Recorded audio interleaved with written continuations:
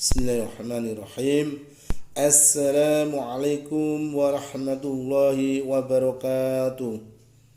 Innal hamdalillah nahmadu wa nasta'inu wa nastaghfiruh wa na'udzu billahi min shururi anfusina wa min sayyiati a'malina may yahdihillahu fala mudilla lahu wa may yudlil fala hadiyalah. Asyhadu an la ilaha illallah wahdahu la syarika lahu wa asyhadu anna Muhammadan abduhu wa rasuluhu. Allahumma shalli ala Muhammad wa ala alihi wa sahbihi ajma'in.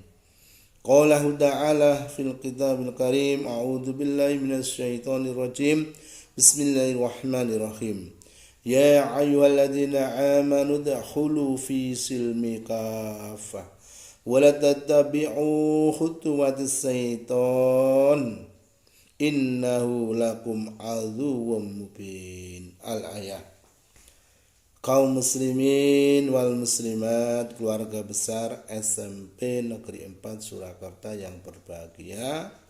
Pertama-tama marilah kita panjatkan puji syukur kehadirat Allah Subhanahu wa taala, yang mana pada kesempatan sore hari ini kita masih diberi nikmat, yaitu nikmat iman, nikmat Islam, nikmat sehat, dan nikmat sempat. Jemaah rahimakumullah. Kalau kita menghitung dengan kalkulator, nikmatnya Allah itu tidak akan bisa kita hitung. Karena apa? Terlalu banyaknya. Contohnya satu saja. Kita nikmat diberi suatu udara. Nah, udara yang kita hirup dalam satu hari satu malam. Nah, ini kalau dihitung berapa juta, berapa miliar.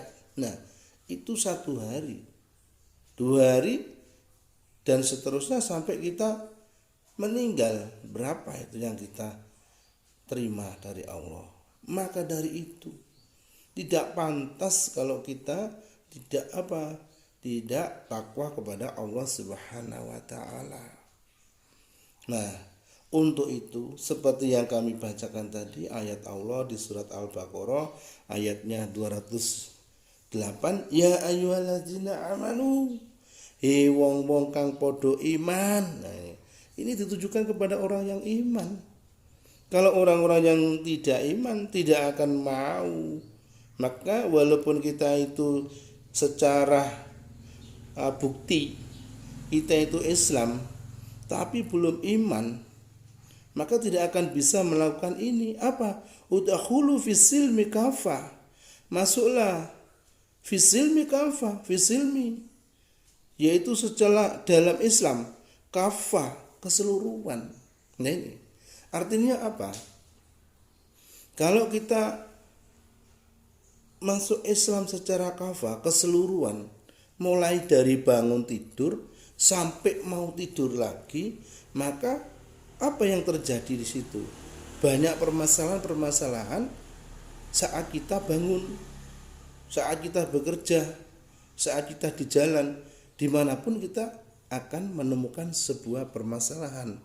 Maka permasalahan itu, kata Allah, fisilmi kafah, masuklah kamu secara menyeluruh, yaitu ke dalam Islam. Nah, ini maksudnya apa? Hukumnya Allah.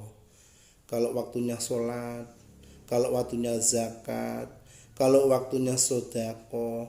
Nah, ini perlu kita jaga. Mulut kita bagaimanapun itu tetap kita lakukan dengan apa? Yaitu dengan senang hati, karena kita sudah masuk ke dalam Islam secara kafah. Maka dilanjutkan dalam ayat ini, yaitu wala tatabi'u. Wala tatabi'u, dan janganlah kalian mengikuti apa? Nah, ini mengikuti khutuwati syaitan, yaitu langkah-langkah syaitan. Nah, jadi setan itu punya trik, punya langkah untuk apa? Menyesatkan kita. Kita sudah sholat, kita sudah puasa, kita sudah haji, kita sudah sodako, tetapi belum menjamin bahwa semua itu akan menjadikan amalan ibadah kita yang baik. Nah, kenapa demikian? Karena ada setan di situ.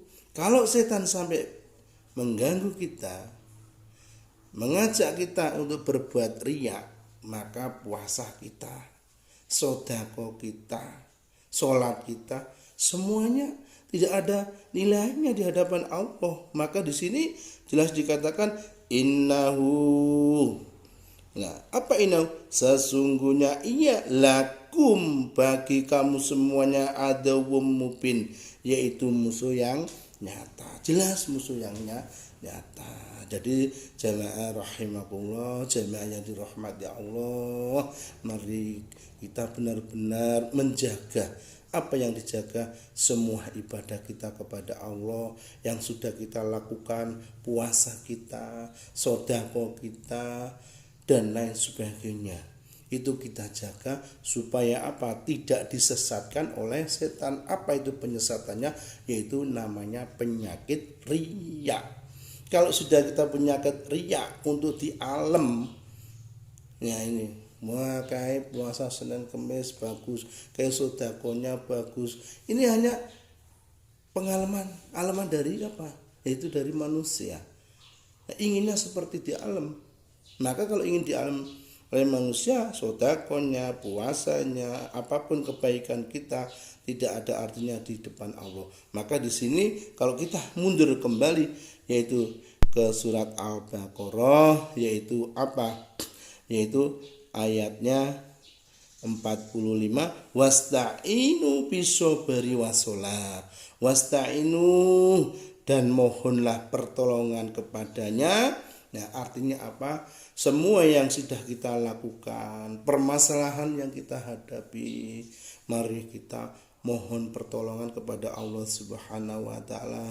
Semoga diberi jalan yang baik, jalan yang sesuai dengan akidah Islamiyah. Lalu dikatakan di situ bisa beri artinya yaitu dengan sabar. Nah, ini jamaah rahimakumullah, maka di sini dalam bulan Ramadan kita dituntut bersabar. Nah, bersabar dalam arti sangat luas sekali. Nah, ini kadang sabar itu diartikan sangat pendek, yaitu kalau menghadapi sesuatu sabar, enggak, tapi luas sekali. Memang benar, sabar itu bisa dikatakan pendek, bisa dikatakan sangat luas. Kalau sangat luas, yaitu saya katakan kalau suatu permasalahan pada keluarga kita, diri kita, teman kita, dimanapun berada, kita tansah, yaitu selalu bisobri. Lalu dilanjutkan situ wasolah, yaitu dengan melakukan sholat. Nah nih, jadi kalau orang sudah sholat kok senengane nesu, senengane marah, nah ini berarti sholatnya belum sungguh-sungguh. Karena apa? Karena orang yang sudah sholat, maka dia akan mempunyai watak yang sabar. Karena apa? Wa innaha lakabiratun, wa innaha, sesungguhnya iya sholat itu, yaitu apa? Lakabiratun, sangat berat. Ini benar enggak kira-kira? Sholat itu benar berat enggak? Nah ini sangat berat sekali, sangat berat. Bagi siapa? Yaitu bagi orang-orang yang tadi riya, bagi orang-orang yang ingin kedudukan dunia, bagi orang-orang yang ingin dipandang kegiatan itu baik, ini bagus, ini dan lain sebagainya. Itu berat sekali sholat. Maka dikatakan ilah, melainkan alal khosiin, atas orang-orang yang khusyuk. Nah, orang-orang yang khusyuk itu bagaimana? Yaitu orang-orang yang tertib. Maksudnya apa? Tertib waktunya, sholatnya dijaga, sedekahnya dijaga, ucapannya dijaga, perbuatannya semua dijaga. Agar apa? Menjadi yaitu alal khosiin, yaitu orang-orang yang khusyuk. Jamaah rahimakumullah, ada sebuah cerita, yaitu di nun jauh di sana, yaitu di Mesir. Nah, Di Mesir sana ada suatu masjid yang sangat besar sekali. Di situ ada seorang muazin. Nah, setiap dia mau sebelum melaksanakan sholat fardu, nah dia naik ke sebuah menara untuk melaksanakan yaitu azan. Itu berjalan sekian tahun. Pada suatu saat, nah dia mau naik ke atas. Kebetulan di samping rumah masjid itu adalah rumah seorang Nasrani yang dilindungi oleh pemerintahan Islam. Di situ dilihat, kok ada seorang gadis yang cantik sekali. Nah, dia turun padahal mau azan. Nah, dia turun, plek. Dia datang ke rumah gadis tadi. Dia mengatakan bahwa saya kesini yaitu tertarik dengan kamu. Si gadis kaget. Nah, kamu mau apa? Kamu mau dengan saya tujuannya apa? Nah, saya ingin melamar kamu. Nah, si gadis kaget juga. Ya, kamu kan seorang muslim, seorang Islam. Saya kan orang Nasrani. Tidak mungkin ayah saya menyetujui pernikahan kamu dengan saya. Nah, lalu bagaimana? Nah, jawab si laki-laki tadi, saya nanti akan masuk ke agamamu, yaitu agama Nasrani. Nah, singkat cerita, lalu terjadilah pernikahan. Setelah nikah, yaitu suatu saat si laki-laki tadi, yaitu kebetulan rumahnya gentengnya rusak atau apa, dia naik ke atas. Nah, karena dia itu mungkin saking senenge, dia jatuh. Setelah jatuh dia sakit. Setelah sakit dia meninggal dunia. Nah, ini disayangkan sekali. Dulu dia seorang yang taat ibadah kepada Allah, karena tergoda dengan kecantikan seseorang, maka dia keluar dari agama Allah, agama Islam, dia menjadi agama Nasrani. Maka amal itu, ingat, amal itu yang dilihat adalah ending akhirnya, bukan ending awalnya. Kalau dia mati bukan dalam kondisi Islam, naudzubillah min dzalik. Demikian yang bisa kami sampaikan, mudah-mudahan bermanfaat bagi kita semuanya. Wabillahi taufiq wal hidayah. Assalamualaikum warahmatullahi wabarakatuh.